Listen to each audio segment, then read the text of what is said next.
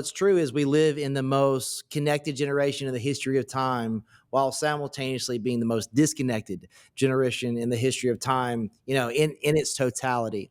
And I think in the same way where we saw this, 160, 1,600% growth regarding OnlyFans consumption, where there was a huge spike in people who were on the platform, consumers of the platform.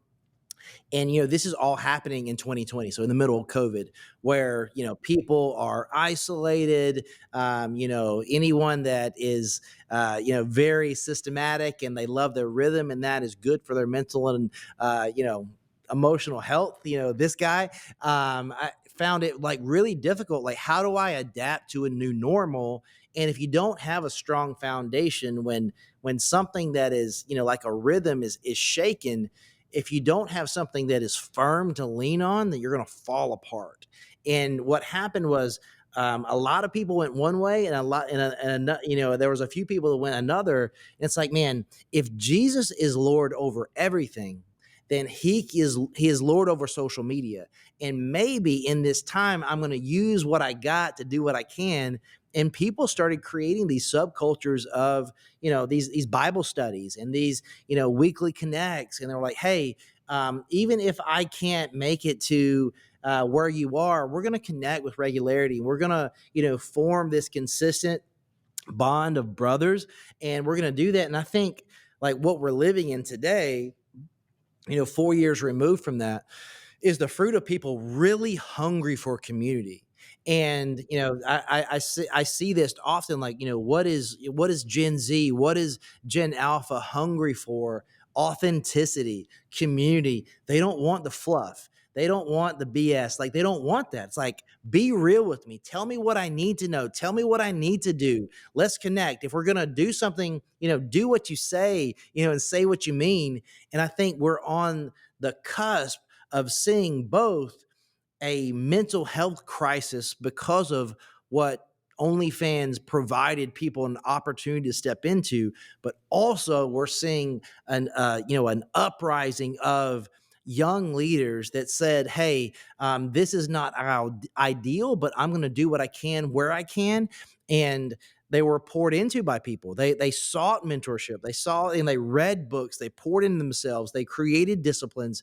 And so I think it's like we see these two tides rising, where there's so much chaos in this broken world, but at the same time there's so much hope, because more people than ever before, they're not looking to one person to lead them. They're saying, hey, if I lead myself, I can become something that matters. And then you learn that. It's like, well, the thing that matters most to anyone is like, when something is impactful to me and I learn something, the instinctual thing that is in us is to give it away. So like, man, if I learn how to lead myself, man, I should teach other people to lead themselves. And then we should gather together and talk about how we lead ourselves in a community. And then we should go out into our sub communities and lead others there. And like, that is what the book of Acts is about. Like, the book of Acts is this more like apostolistic, this apostle driven church, where it's like, hey, it's not about one person, outside of Christ. It's not about one preacher or one church. It's like, hey, we're called to be ambassadors for Christ everywhere we go. And we have to have a relationship with Jesus. We need to lead ourselves, and then we need to lead others. So it's not about this like very heavy, like consumeristic culture. We're called to be doers. We're not called to just listen. We're called to do. And I think like that's what's changing. We've got a lot of stuff that we're going to have to deal with because of OnlyFans, and the byproduct of pornography consumption continuing to spike. But at the same time, there's so much hope because of young leaders stepping into places, and then people who were poured into pouring into them. And that's where I try to allot most of my time, pouring into people, because my life, a decade removed from who I used to be, my life is different because people invited me into rooms that I didn't have any business being, in, and there were And there were people that took the time they didn't have to pour into me. And for me, I showed up and I continued to show up. And like to the person listening, it's like, man, how do I change my life? Well, take an assessment of what you're doing, remove the fluff and the stuff that's not helping you get to where you want to go, and show up. And when I mean show up, it's like, man, if you're not going to show up, and if you're at a leadership event, if you're not taking notes, if there's something that you don't take away that you actually do, you wasted your time. It's like you can, go to all the talks and the conferences and the phone calls, but like if there's nothing that actually comes out of it, you're just consuming. If I don't take something out of it that I can apply to myself and then go into the world and do something practical, we're wasting our time.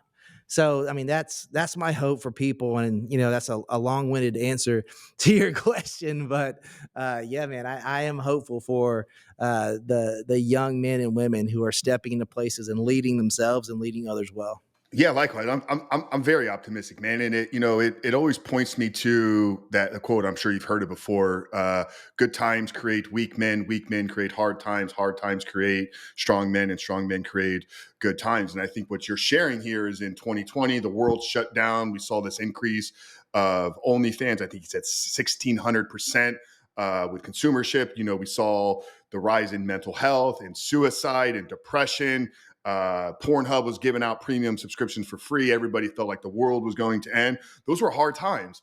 And I think what's happened is, like we talked about prior to recording, we've seen these pockets of leaders now begin to kind of surface up all across the country, and they're reaching the right type of younger generation now. And like you said, that younger generation is now taking the responsibility in and of themselves to not just lead themselves, but lead their peers as well. And I'm truly optimistic about the future as well, which sometimes may not seem like it is with some of the things that we talk about here. But for anybody that doesn't know Josh's story, I mentioned it in the intro. Make sure to click down there in the link below. We had August 2021. We shared his former Way back in the day. Way back in the day, 3 years. It's wild, man, because you've done so much, and we're going to get into that here in a minute. But guys, we unpacked Josh's entire journey that led him to Hollywood, that led him into the dark pit of hell of the porn industry, how God pulled him out of that and led him into all the things that he's doing today. But 3 years ago, man, I mean, you've been all across the globe. You've been on some of the biggest platforms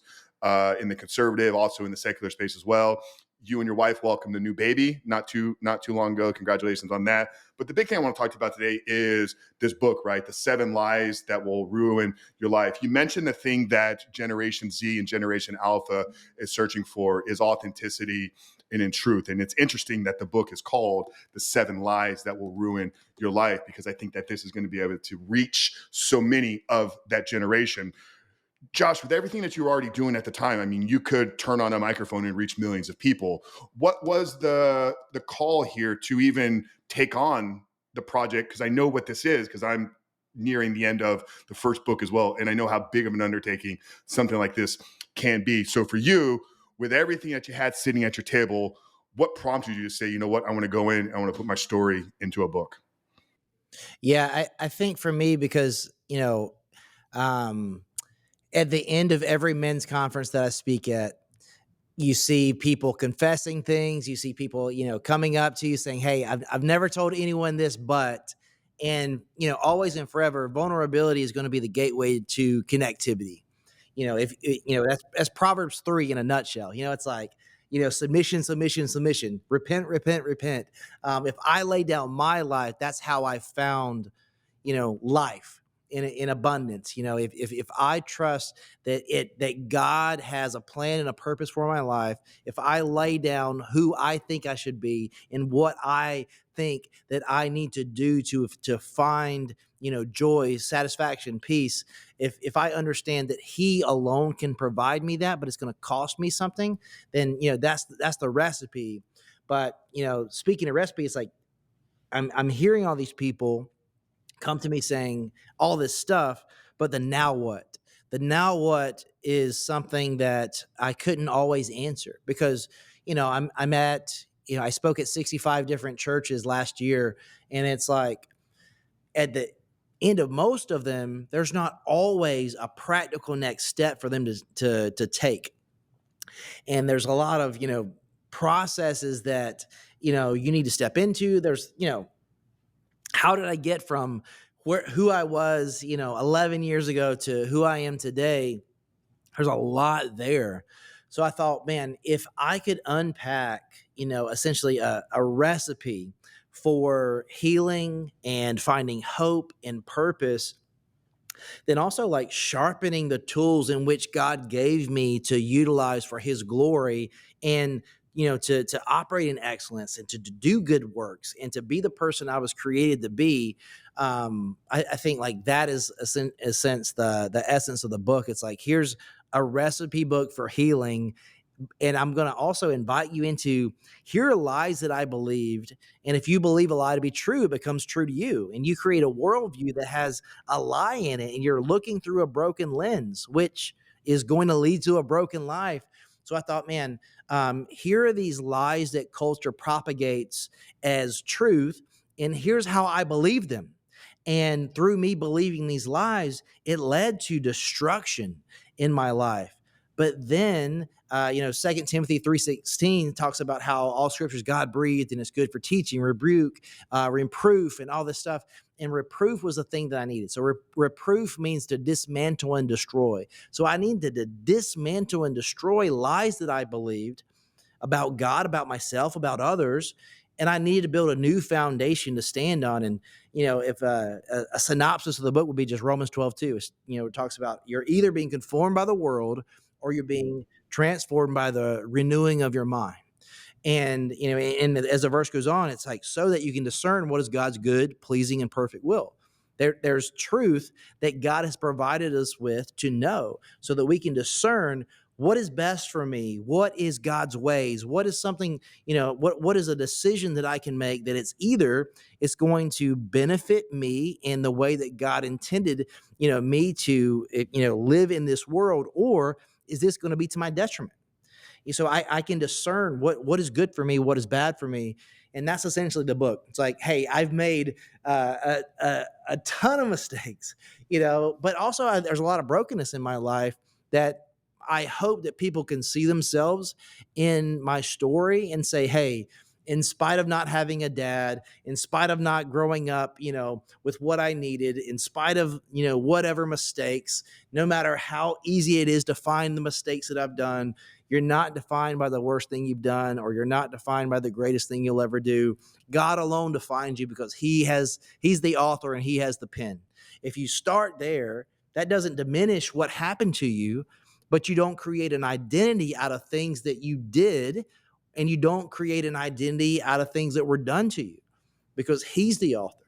So if I trust in his word, all of a sudden I can rebuild, what I thought to be a broken life that was, unmanageable and impossible of living something, that looked like a normal life.